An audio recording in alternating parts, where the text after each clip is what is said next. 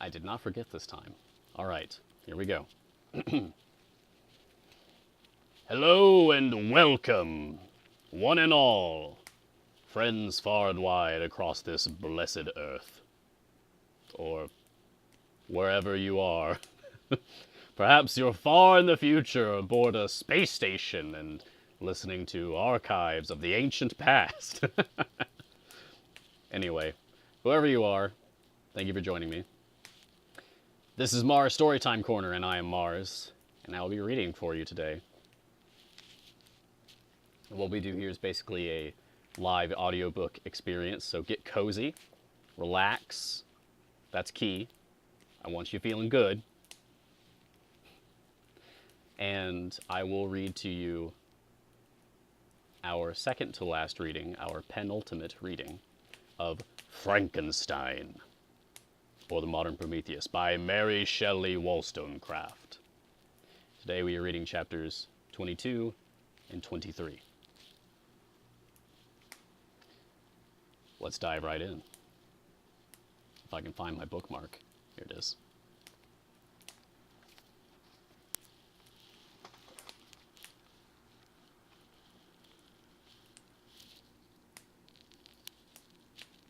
Okay.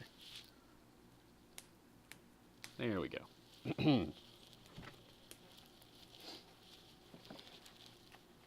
Gonna make some breakfast.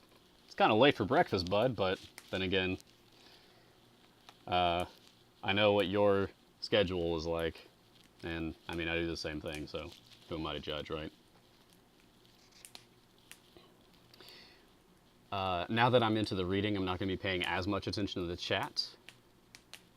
From time to time, I'll glance over, and between chapters, I'll chat with you guys a little bit more. But at this point, sit back, relax. If you want to engage with the chat and talk to each other, totally fine, feel free. If you'd rather lurk and listen and just take in the story, that's great too. Whatever is most enjoyable for you, I aim to please.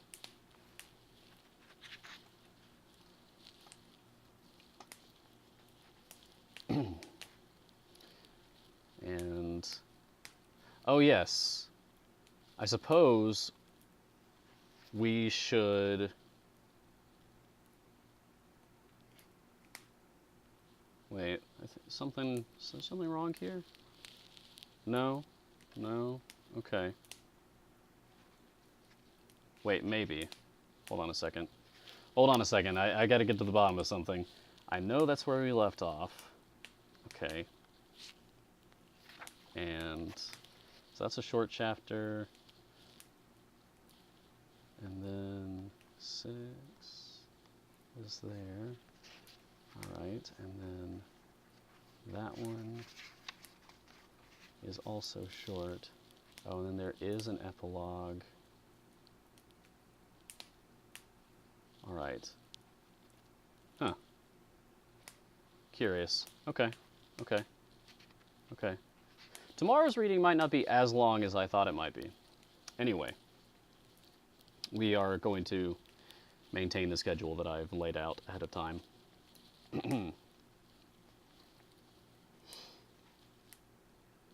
Chapter 22. Oh crud, that's right, recap. Sorry. What happened last time?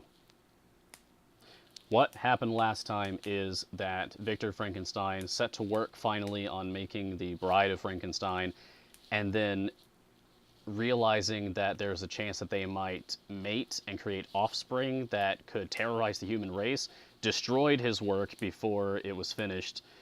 The creature beheld this and swore vengeance, saying, "I will be with you on your wedding night." Supposed to be an iconic line. And since then, Victor went back home to his father, and his father basically helped him to try to calm down. Oh, well, I guess before that happened, they found, he got in a boat, and I'm tripping over my own words here. He got in a boat to get rid of the remains of the female creature that he was building. dumped it in a lake, and then decided, I guess, to take a nap, overslept, and was totally lost, still in the boat, which I guess had swept out to sea at this point, and ended up near a village in Ireland, where he was captured and questioned on suspect of being the guilty party involved in a murder of another stranger in the town, who turned out to be his best friend, Henry Clairville. And he kind of went crazy for 2 months, rotting away in this cell, before finally he was freed and able to return home. And his father has been helping him get through all this grief and pain. And they are going to the port of Holyhead. The very last line is, my father, who was watching over me, perceiving my restlessness, awoke me and pointed to the port of Holyhead, which we were now entering. All right. Now that we're caught back up. Chapter 22.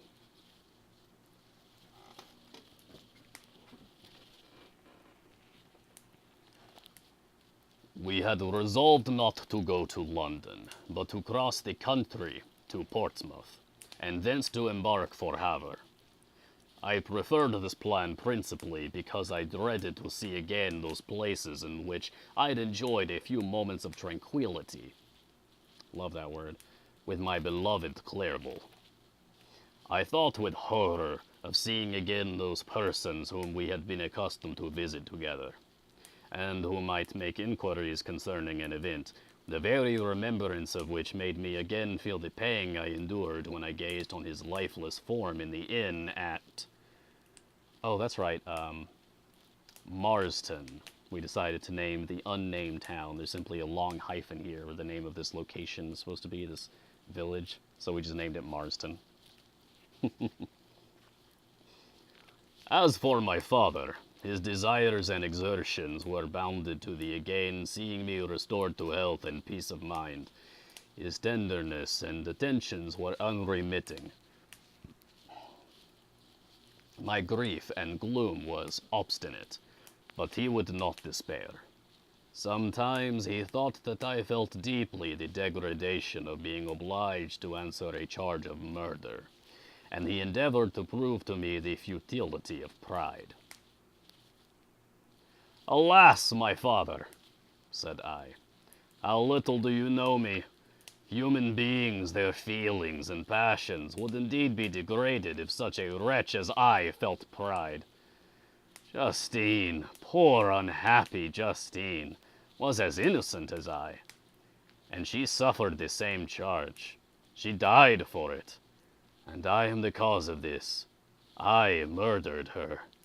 William, Justine, and Henry, they all died by my hands." Now he's guilting himself because Victor Frankenstein believes that he is really to blame for the deaths of these people, when in truth the more direct action was caused by the creature that he created. He simply blames himself for the actions of his creature.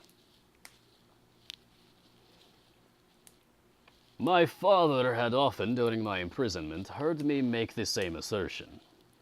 When I thus accused myself, he sometimes seemed to desire an explanation, and at others he appeared to consider it as caused by delirium, and that during my illness some idea of this kind had presented itself to my imagination, the remembrance of which I preserved in my convalescence. I avoided explanation, and maintained a continual silence concerning the wretch I had created. I had a feeling that I should be supposed mad, and this forever chained my tongue, when I would have given the whole world to have confided the fatal secret. Upon this occasion, my father said with an expression of unbounded wonder, "What do you mean, Victor? Are you mad? My dear son, I entreat you never to make such an assertion again." "I am not mad," I cried energetically. "The sun in the heavens who have viewed my operations can bear witness of my truth.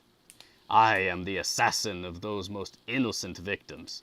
They died by my machinations. 1,000 times would I have shed my own blood, drop by drop, to have saved their lives, but I could not, my father. Indeed, I could not sacrifice the whole human race. The conclusion of this speech convinced my father that my ideas were deranged, and he instantly changed the subject of our conversation, and endeavored to alter the course of my thoughts. He wished as much as possible to obliterate the memory of the scenes that had taken place in Ireland, and never alluded to them, or suffered me to speak of my misfortunes. As time passed away, I became more calm. Misery had her dwelling in my heart, but I no longer talked in the same incoherent manner of my own crimes. Sufficient for me was the consciousness of them. By the utmost self-violence, I curbed the imperious voice of wretchedness. I love that word too, imperious, it's a good one, which sometimes desired to declare itself to the whole world, and my manners were calmer and more composed than they had ever been since my journey to the Sea of Ice. We arrived at Havre on the 8th of May, and instantly proceeded to Paris, where my father had some business which detained us a few weeks. In this city, I received the following letter from Elizabeth. And I'll read this in Elizabeth's voice.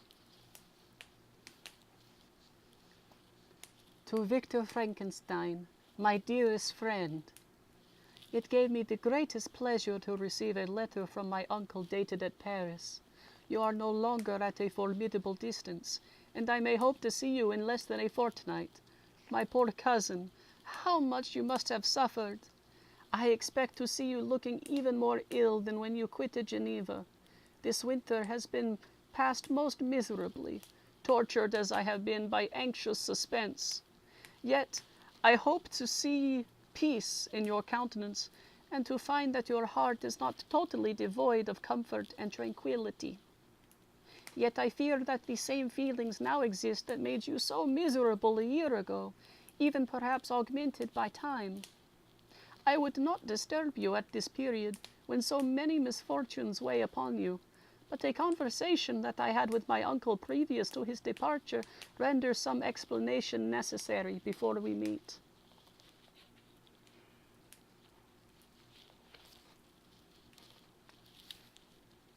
Explanation. You may possibly say, what can Elizabeth have to explain? If you really say this, my questions are answered, and I have no more to do than to sign myself your affectionate cousin. But you are distant from me, and it is possible that you may dread and yet be pleased with this explanation. And in a probability of this being the case, I dare not any longer postpone writing what, during your absence, I have often wished to express to you, but have never had the courage to begin. Oh my. A confession. You well know, Victor, that our union had been the favorite plan of your parents ever since our infancy. We were told this when young, and taught to look forward to it as an event that would certainly take place. We were affectionate playfellows during childhood, and I believe dear and valued friends to one another as we grow older. But as brother and sister often entertain a lively affection toward each other without desiring a more intimate union, may not such also be our case? Tell me, dearest Victor, answer me, I conjure you by our mutual happiness with simple truth. Do you not love another? You have traveled, you have spent several years of your life at Ingolstadt, and I confess to you, my friend, that when I saw you last autumn so unhappy, flying to solitude from the society of every creature, I could not help supposing that you might regret our connection, and believe yourself bound in honor to fulfill the wishes of your parents, although they opposed themselves to your inclinations.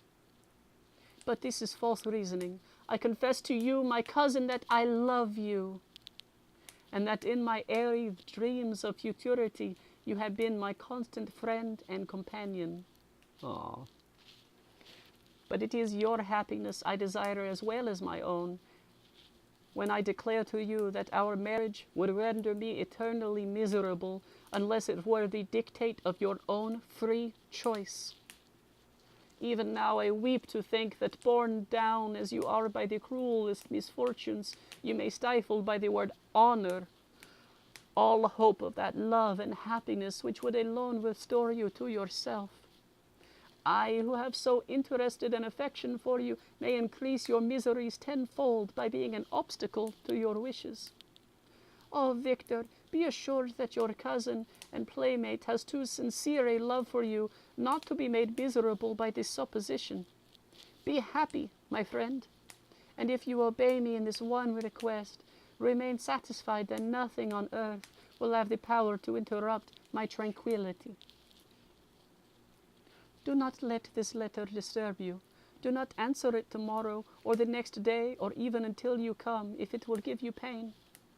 My uncle will send me news of your health, and if I see but one smile on your lips when we meet, occasioned by this or any other exertion of mine, I shall need no other happiness. Could you please dramatically say, "Good morning, Spurs fans"? All right, Corey, I tell you what, when I reach the end of the chapter, I'll do that. Which is in just a few pages. Signed, Elizabeth Lavenza, Geneva, May 18th, 17 something. been a while since we've done those letters. Didn't we decide it was like 1770, I think? This letter revived in my memory what I had before forgotten, the threat of the fiend. I will be with you on your wedding night. Such was my sentence. And on that night would the demon employ every art to destroy me and tear me from the glimpse of happiness which promised partly to console my sufferings. On that night he had determined to consummate his crimes by my death. Well, be it so. A deadly struggle would then assuredly take place, in which, if he was victorious, I should be at peace, and his power over me be at an end. If he were vanquished, I would be a free man. Alas, what freedom! Such as the peasant enjoys when his family has been massacred before his eyes, his cottage burnt, his lands laid waste, and he is turned adrift, homeless, penniless, and alone but free. Such would be my liberty, except that in my Elizabeth I possessed a treasure, alas, balanced by those horrors and of remorse and guilt, which would pursue me until death. Sweet and beloved Elizabeth! I read and reread her letter, and some softened feelings stole into my heart, and dared to whisper,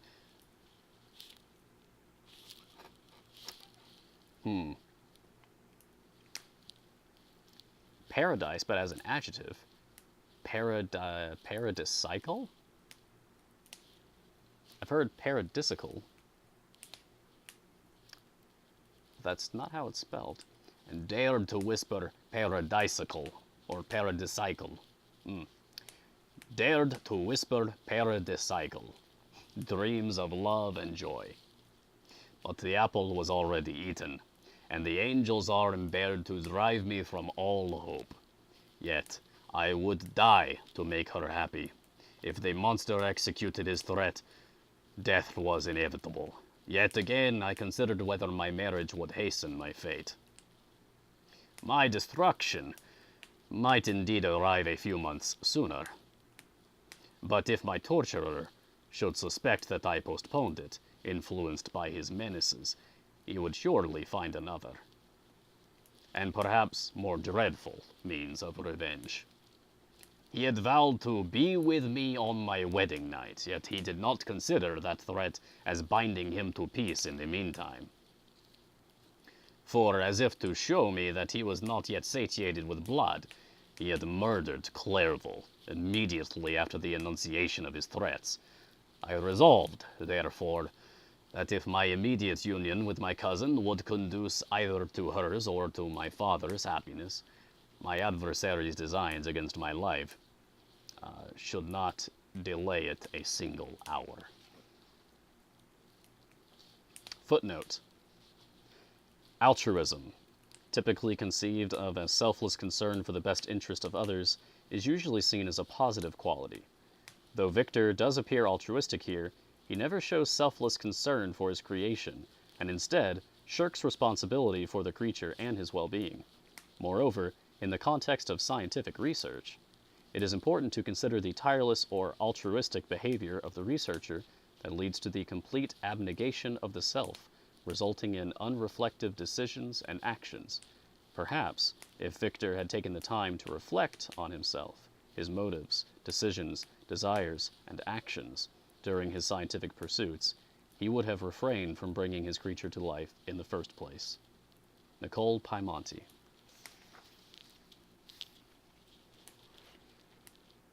In this state of mind, I wrote to Elizabeth. My letter was calm and affectionate.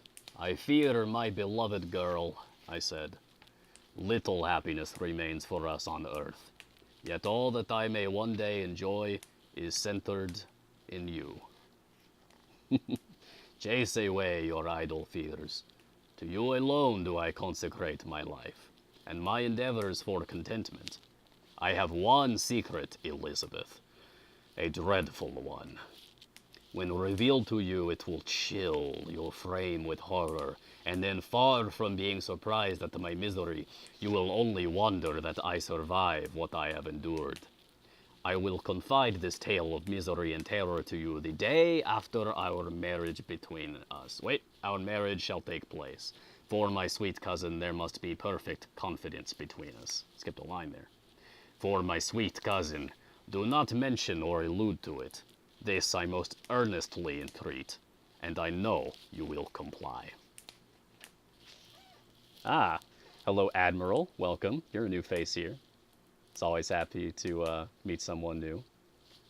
I hope that you're enjoying the stream, that you're enjoying the reading. Relax, get comfy, have a nice cup of tea, and enjoy yourself. Thank you for joining us. In about a week after the arrival of Elizabeth's letter, we returned to Geneva. My cousin welcomed me with warm affection, yet tears were in her eyes, as she beheld my emaciated frame and feverish cheeks. I saw a change in her also. She was thinner, and had lost much of that heavenly vivacity that had before charmed me. But her gentleness and soft looks of compassion made her a more fit companion for one blasted and miserable as I was. The tranquility which I now enjoyed did not endure. Memory brought madness with it, and when I thought on what had passed, a real insanity possessed me.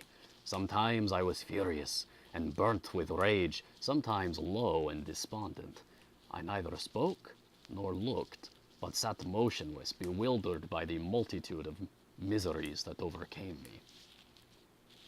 Elizabeth alone had the power to draw me from these fits. Her gentle voice would soothe me when transported by passion, and inspire me with human feelings when sunk in torpor. She wept with me, and for me. When reason returned, she would remonstrate and endeavor to inspire me with resignation. Ah, it is well for the unfortunate to be resigned, but for the guilty there is no peace.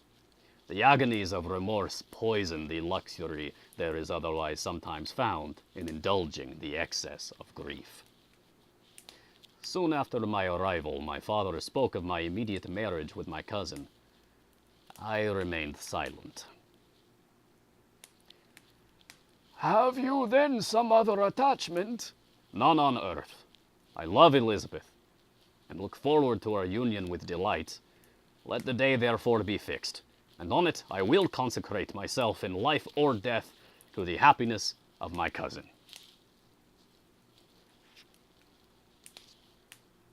My dear Victor, do not speak thus.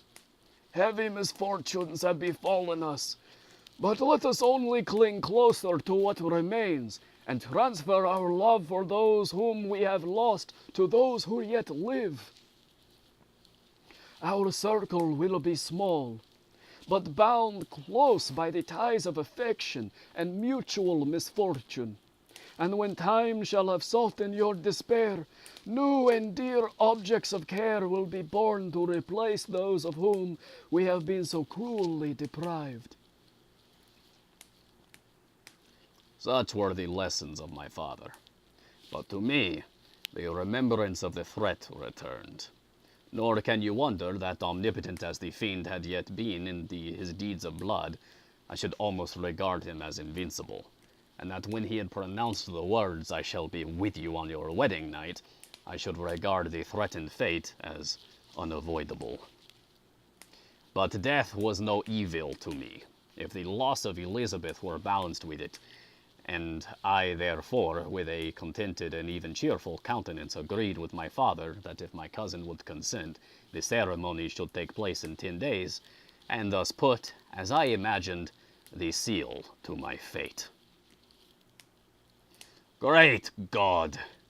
If for one instant I had thought what might be the hellish intention of my fiendish adversary, I would rather have banished myself forever from my native country, and wandered a friendless outcast over the earth, than have consented to this miserable marriage. But, as if possessed of magic powers, the monster had blinded me to his real intentions, and when I thought that I prepared only my own death, I hastened that of a far dearer victim. Uh-oh. I sense a twist coming up. As the period fixed for our marriage drew nearer, whether from cowardice or a prophetic feeling, I felt my heart sink within me. But I concealed my feelings by an appearance of hilarity that brought smiles and joy to the countenance of my father, but hardly deceived the ever-watchful and nicer eye of Elizabeth. She looked forward to our union with placid contentment, not unmingled with a little fear, which past misfortunes had impressed, that what now appeared certain and tangible happiness might soon dissipate into an airy dream, and leave no trace but deep and everlasting regret. Preparations were made for the event. Congratulatory visits were received, and all wore a smiling appearance. I shut up as well as I could in my own heart the anxiety that preyed there, and entered with seeming earnestness into the plans of my father, although they might only serve as the decorations of my tragedy. A house was purchased for us near Colony, by which we should enjoy the pleasures of a country, and yet be so near Geneva as to see my father every day, who would still reside within the walls for the benefit of Ernest, that he might follow his studies at the schools. Ernest being Frankenstein's younger brother. He has multiple brothers. One was killed by the creature. Still has one left, Ernest. In the meantime, I took every precaution to defend my person, in case the fiend should openly attack me. I carried pistols and a dagger constantly about me, and was ever on the watch to prevent artifice, and by these means gained a greater degree of tranquility. Indeed, as the period approached, the threat appeared more as a delusion, not to be regarded as worthy to disturb my peace, while the happiness I hoped for in my marriage wore a greater appearance of certainty, as the day fixed for its solemnization drew nearer, and I heard it continually spoken of as an occurrence which no accident could possibly prevent. Elizabeth seemed happy. My tranquil demeanor contributed greatly to calm her mind, but on the day that was to fulfill my wishes and my destiny, she was melancholy, and a presentiment of evil pervaded her, and perhaps also she thought of the dreadful secret which I had promised to reveal to her the following day. My father was in the meantime overjoyed, and in the bustle of preparation only observed in the melancholy of his niece the diffidence of a bride. After the ceremony was performed, a large party assembled at my father's, but it was agreed that Elizabeth and I should pass the afternoon and night at Evian, and return to Colony the next morning. As the day was fair and the wind favorable, we resolved to go by water. Those were the last moments of my life during which I enjoyed the feeling of happiness. We passed rapidly along. The sun was hot, but we were sheltered from its rays by a kind of canopy, while we enjoyed the beauty of the scene. Sometimes on one side of the lake, where we saw Mount Salive, the pleasant banks of Montalegre, and at a distance, surmounting all, the beautiful Mont Blanc, and the assemblage of snowy mountains that in vain endeavored to emulate her. Sometimes coasting the opposite banks, we saw the mighty Jura opposing its dark side to the ambition that would quit its native country, and an almost insurmountable barrier to the invader who should wish to enslave it. I took the hand of Elizabeth. You are sorrowful, my love. Ah, if you knew what I have suffered, and what I may yet endure, you would endeavor to let me taste the quiet and freedom from despair that this one day at least permits me to enjoy. Oh, because it's all about you, Victor. He's such a selfish jerk. Be happy, my dear Victor, replied Elizabeth. There is, I hope, nothing to distress you, and be assured that if a lively joy is not painted in my face, my heart is contented.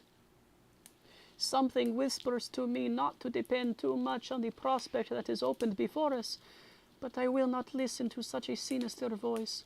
Observe how fast we move along, and how the clouds which sometimes obscure and sometimes rise above the dome of Mont Blanc render the scene of beauty still more interesting.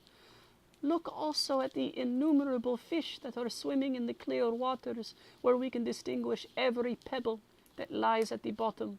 What a divine day! How happy and serene all nature appears. Thus Elizabeth endeavored to divert her thoughts and mine from all reflection upon melancholy subjects. But her temper was fluctuating. Joy for a few instants shone in her eyes, but it continually gave place to distraction and reverie. The sun sunk lower in the heavens.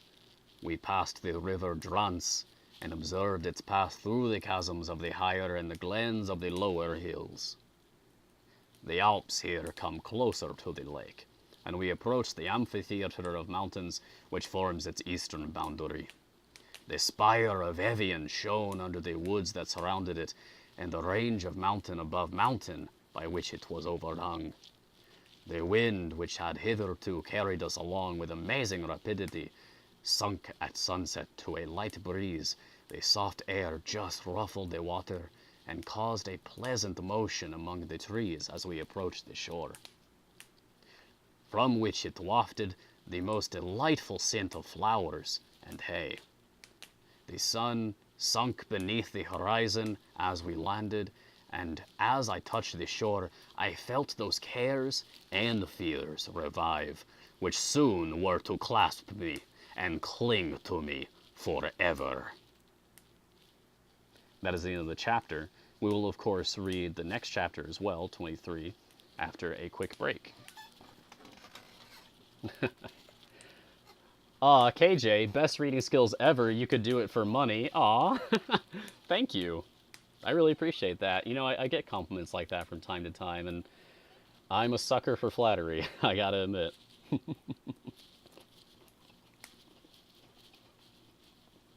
Thank you. It means a lot to receive such praise. And some people actually do. Subscribing to me, obviously, supports the stream, supports me. And this guy's drawing has been a consistent donator.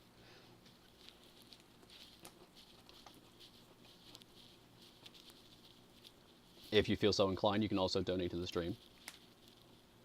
But regardless, I simply want you to enjoy the reading.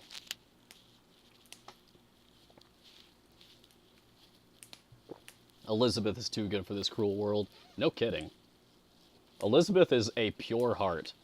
Or, rather, Victor Frankenstein's portrayal of Elizabeth in his recounting the story to Robert Walton, his audience, who is writing down all of this, makes Elizabeth appear to be too good for this cruel world. Remember, Victor Frankenstein might be an unreliable narrator. Or Robert Walton may be, for that matter. He might embellish or... what's the opposite of embellish? Downplay certain elements of the story. We really don't know how much of this we can trust. Oh, donate but time stuff. Hey, trust me, I understand. I'm often the same.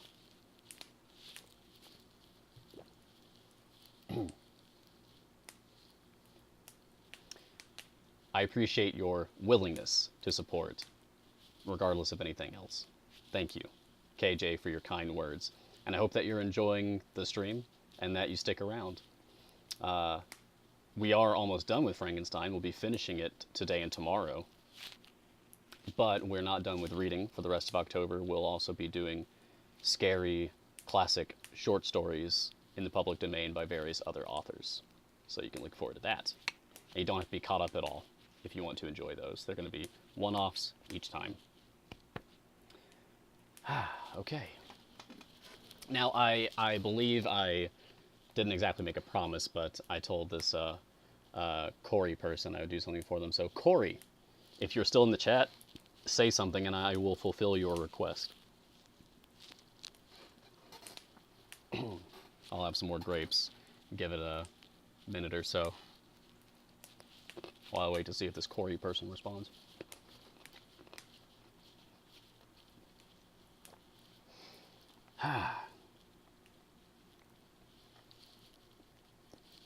What's really awful about Victor Frankenstein... Sorry for talking my mouth full. He consistently makes these selfish declarations of himself and his own moral standing without regard to others. Like his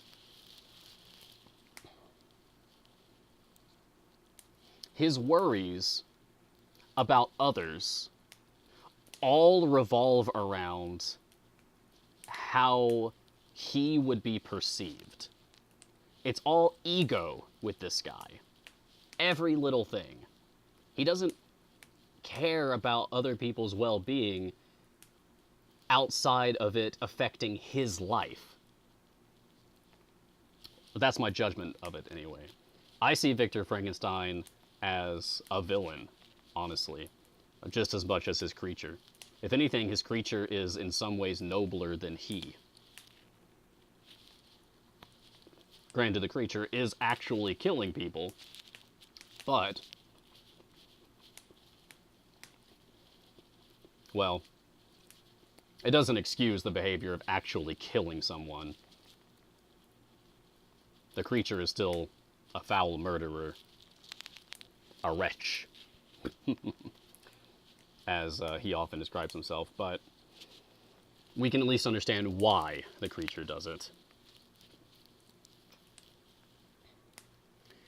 Have I read some Russian literature? I have not. No, I don't believe I ever have. I simply decided to, hey, we have a new follower. I have no idea how I would pronounce that name, so... Dins. How about that? Dins, welcome to the stream. Thank you for following. Alright, I'm guessing that Corey person's not here, but if anyone's curious, Corey's request was, please dramatically say good morning Spurs fans, so notice that Corey said dramatically and not any further direction, so I'm going to go with Frankenstein, or the creature, rather. Good morning, Spurs fans. All right. Corey, or whoever happens to like the Spurs, who's here in the chat. I hope you enjoyed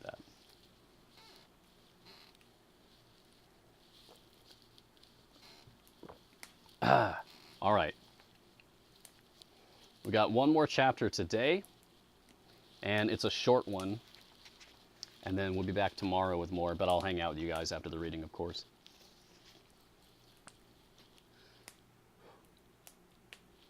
Chapter 23.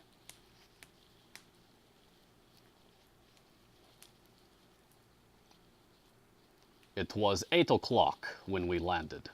We walked for a short time on the shore, enjoying the transitory light, and then retired to the inn and contemplated the lovely scene of waters, woods, and mountains, obscured in darkness, yet still displaying their black outlines.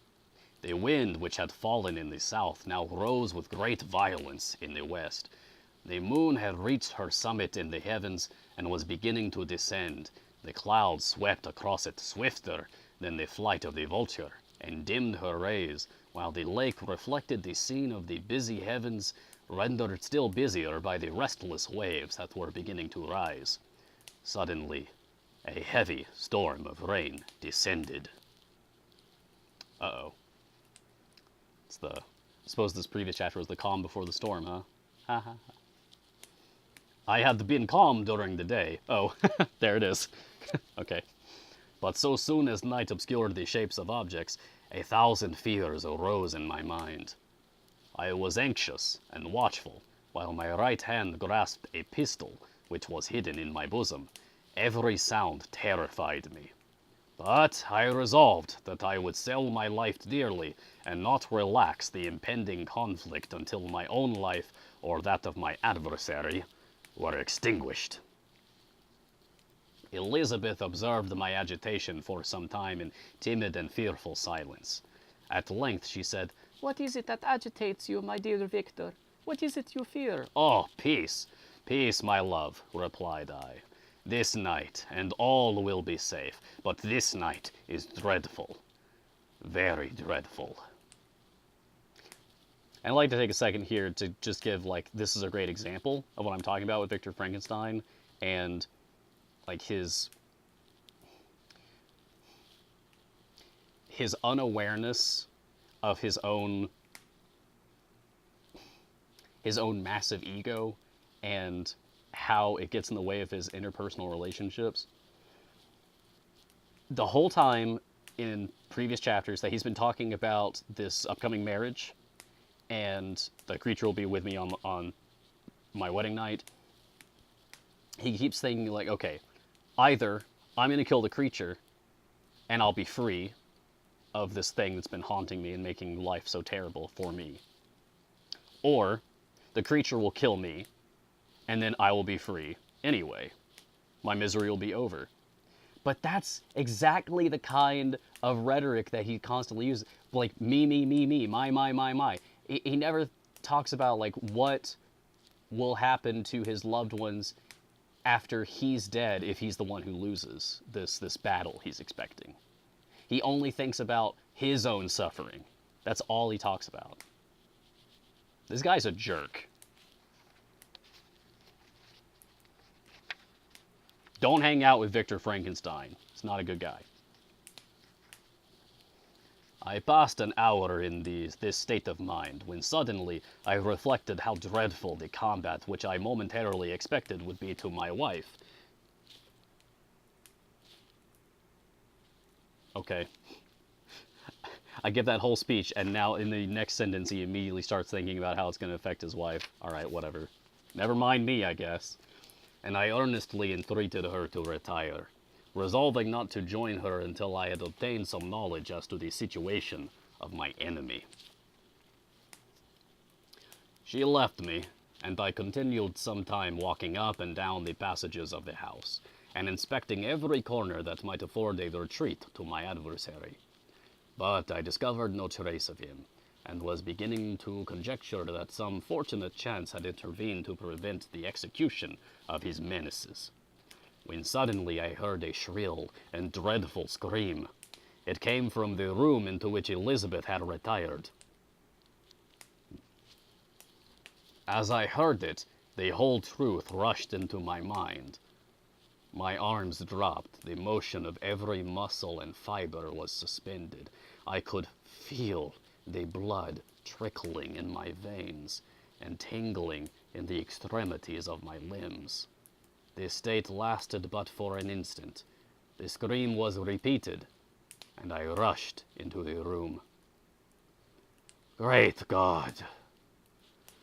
Why did I not then expire?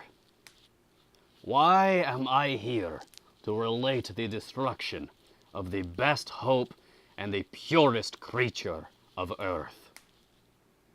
She was there, lifeless and inanimate, thrown across the bed, her head hanging down, and her pale and distorted features half covered by her hair.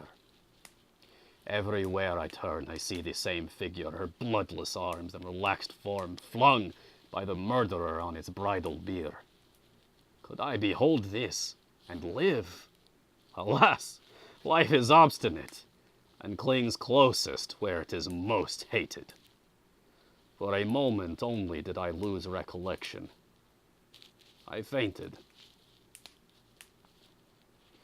When I recovered, I found myself surrounded by the people of the inn.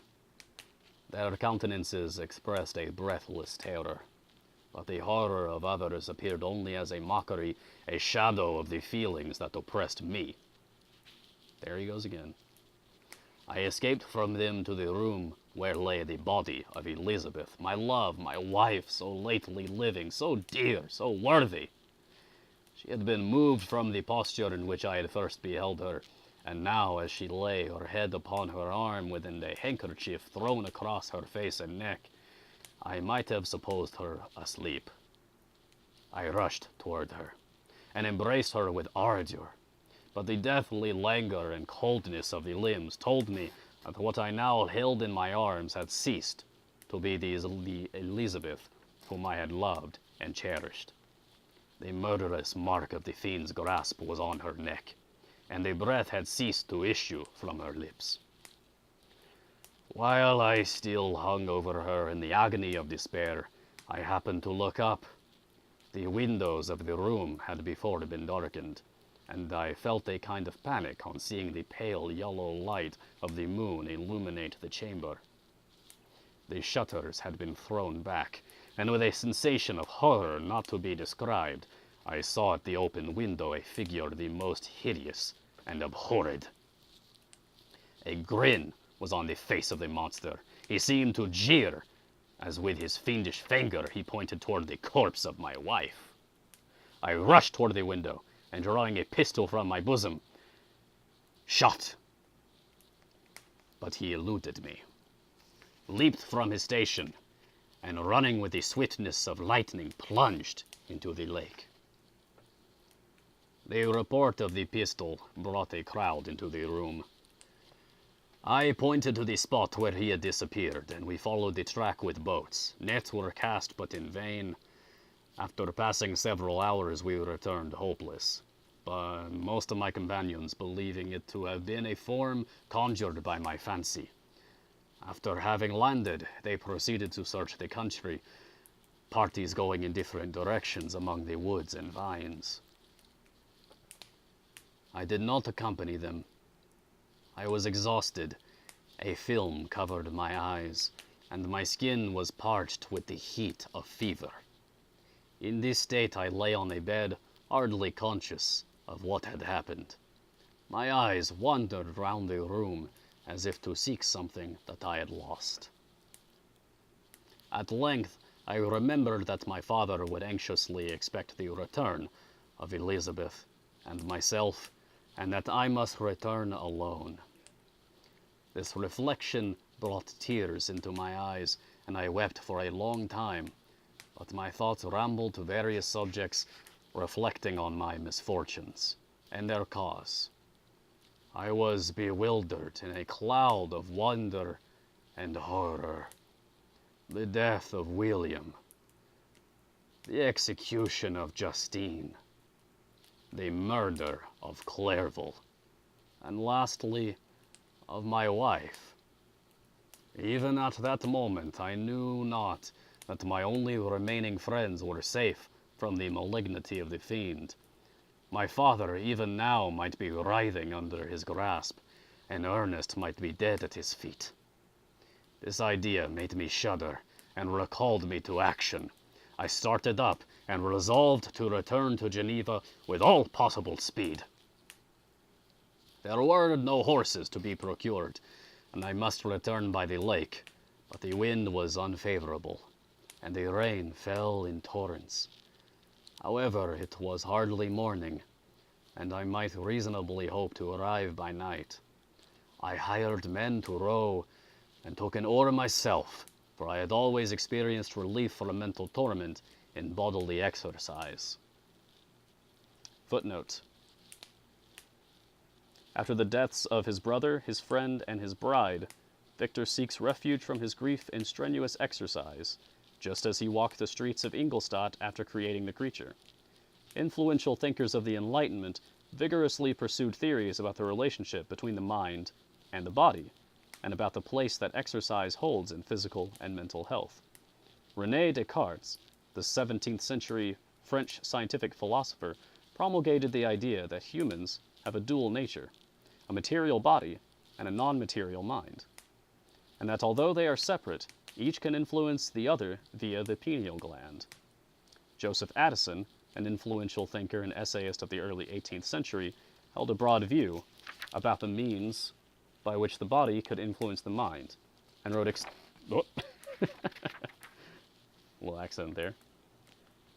And wrote extensively on the usefulness of exercise in avoiding melancholic spleen in men and the vapors in women. Whatever we do, Addison wrote, we should keep up the cheerfulness of our spirits and never let them sink below an inclination at least to be well pleased. The way of this is to keep our bodies in exercise, our minds at ease. Victor Frankenstein, in exercising to alleviate his mental anguish, has taken to heart Addison's advice from a century earlier. Present-day neuroscientists likewise theorize that vigorous exercise stimulates the pituitary gland to release endorphins, substances that can alleviate pain and induce euphoria, the well-known runner's high, and have found evidence that regular physical activity reduces anxiety and depression. Eileen Gunn. Cool. Maybe I should start exercising more. Right. I had always experienced relief from mental torment in bodily exercise. But the overflowing misery I now felt, and the excess of agitation that I endured, rendered me incapable of any exertion. I threw down the oar, and leaning my head upon my hands, gave way to every gloomy idea that arose. If I looked up, I saw the scenes which were familiar to me in my happier time, and which I had contemplated but the day before in the company of her who was now but a shadow and a recollection. Tears streamed from my eyes. The rain had ceased for a moment, and I saw the fish play in the waters as they had done a few hours before. They had then been observed by Elizabeth. Nothing is so painful to the human mind as a great and sudden change. The sun might shine or the clouds might lower. Lower? L-O-U-R, that's a new one. But nothing could appear to me as it had done the day before. A fiend had snatched from me every hope of future happiness. No creature had ever been so miserable as I was. So frightful an event is single in the history of man. Again, Victor Frankenstein, total selfish, egotistical jerk. But why should I dwell upon the incidents that followed this last overwhelming event? Mine has been a tale of horrors. I have reached their acme. Oh, right, that's the sharpened point of a mountain. We got that from a previous reading with a footnote. And what I must now relate can but be tedious to you. Know that, one by one, my friends were snatched away. I was left desolate. My own strength is exhausted, and I must tell, in a few words, what remains of my hideous narration.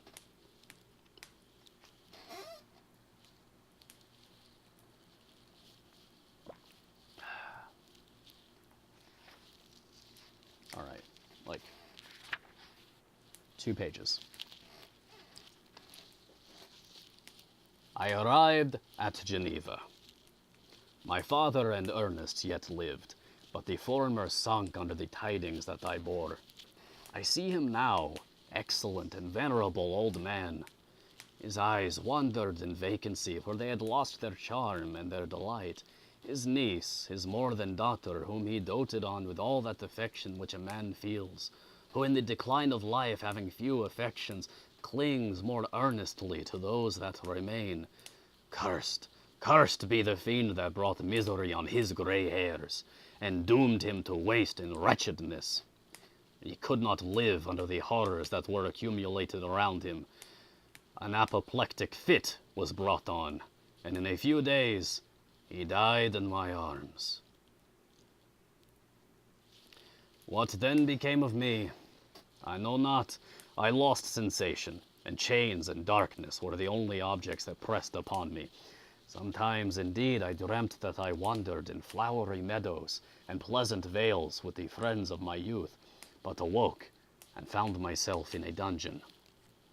Melancholy followed, but by degrees I gained a clear conception of my miseries and situation, and was then released from my prison, for they had called me mad, and during many months, as I understood, a solitary cell had been my habitation. But liberty had been a useless gift to me had I not, as I awakened to reason at the same time, awakened to revenge. As the memory of past misfortunes pressed upon me, I began to reflect on their cause.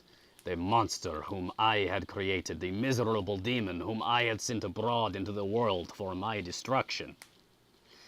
I was possessed by a maddening rage when I thought of him, and desired and ardently prayed that I might have him within my grasp to wreak a great and signal revenge on his cursed head. Nor did my hate long confine itself to useless wishes. I began to reflect on the best means of securing him, and for this purpose, about a month after my release, I repaired to a criminal judge in the town, and told him that I had an accusation to make, that I knew the destroyer of my family, and that I required him to exert his whole authority for the apprehension of the murderer. The magistrate listened to me with attention and kindness. "Be assured, sir," said he, "no pains or exertions on my part shall be spared to discover the villain." "I thank you," replied I. "Listen, therefore, to the deposition that I have to make. It is indeed a tale so strange that I should fear you would not credit it, were there not something in truth which, however wonderful, forces conviction. The story is too connected to be mistaken for a dream, and I have no motive for falsehood. My manner, as I thus addressed him, was impressive but calm. I had formed in my own heart a resolution to pursue my destroyer to death, and this purpose quieted my agony, and provisionally reconciled me to life. I now related my history briefly, but with firmness and precision, marking the dates with accuracy and never deviating into invective or exclamation. The magistrate appeared at first perfectly incredulous, but as I continued he became more attentive and interested. I saw him sometimes shudder with horror. At others a lively surprise, unmingled with disbelief, was painted on his countenance. When I had concluded my narration, I said, "This is the being whom I accuse, and for whose detection and punishment I call upon you to exert your whole power. It is your duty as a magistrate, and I believe and hope that your feelings as a man will not revolt from the execution of those functions on this occasion." This address caused a considerable change in the physiognomy of my auditor. He had heard my story with that half kind of belief that is given to a tale of spirits and supernatural events. but when he was called upon to act officially in consequence, the whole tide of his incredulity returned. He, however, answered mildly, "I would willingly afford you every aid in your pursuit, but the creature of whom you speak appears to have powers which would put all my exertions to defiance. Who can follow an animal which can traverse the sea of ice and inhabit caves and dens where no man would venture to intrude? Besides, some months have elapsed since the commission of his crimes, and no one can conjecture to what place he has wandered, or what region he may now inhabit.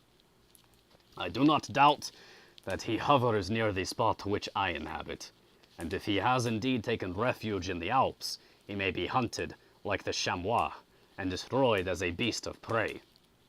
But I perceive your thoughts. You do not credit my narrative, and do not intend to pursue my enemy with the punishment which is his desert." As I spoke, rage sparkled in my eyes. The magistrate was intimidated. "You are mistaken," said he. "I will exert myself, and if it is in my power to seize the monster, be assured that he shall suffer punishment proportionate to his crimes. But I fear, from what you have yourself described to be his properties, that this will prove impracticable, and that while every proper measure is pursued, you should endeavor to make up your mind to disappointment." "That cannot be, but all that I can say will be of little avail. My revenge is of no moment to you, yet while I allow it to be a vice, I confess that it is the devouring and only passion of my soul. My rage is unspeakable when I reflect that the murderer, whom I have turned loose upon society, still exists. You refuse my just demand. I have but one resource, and I devote myself, either in my life or death, to his destruction."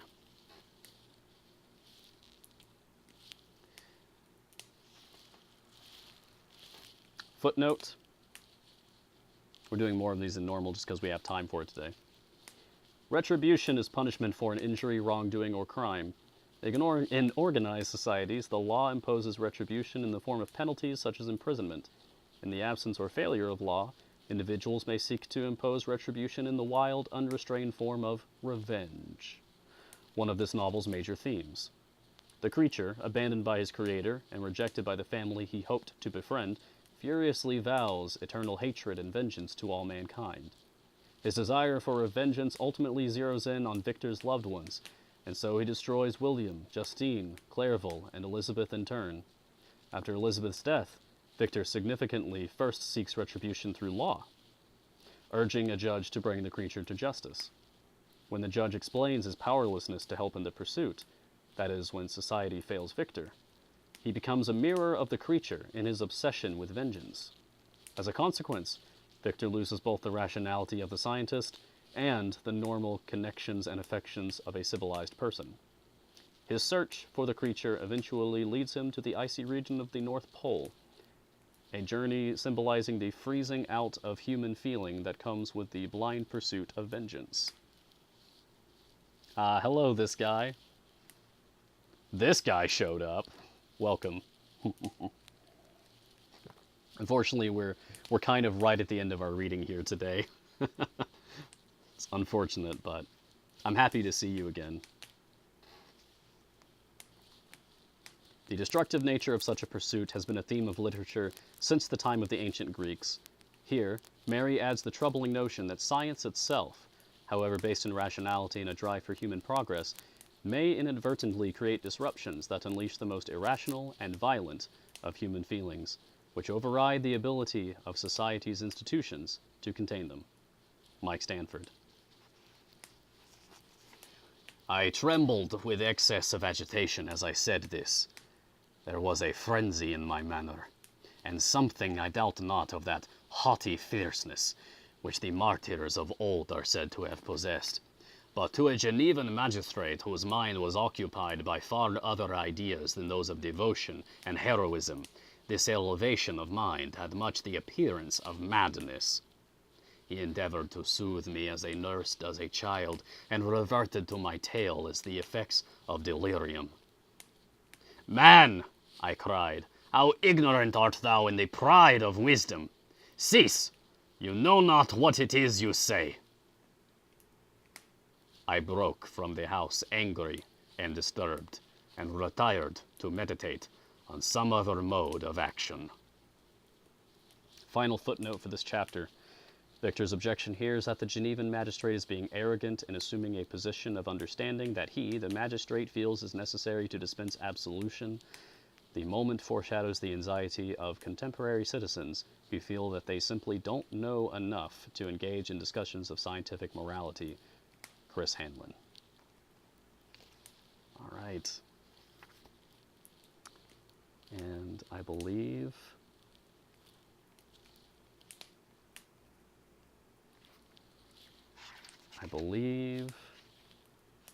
that's it. That's the end of chapter 23, and thus the end of our reading for today.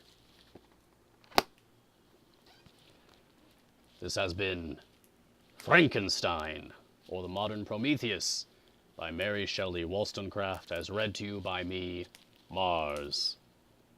That was good. As always, I always have a good time, this guy.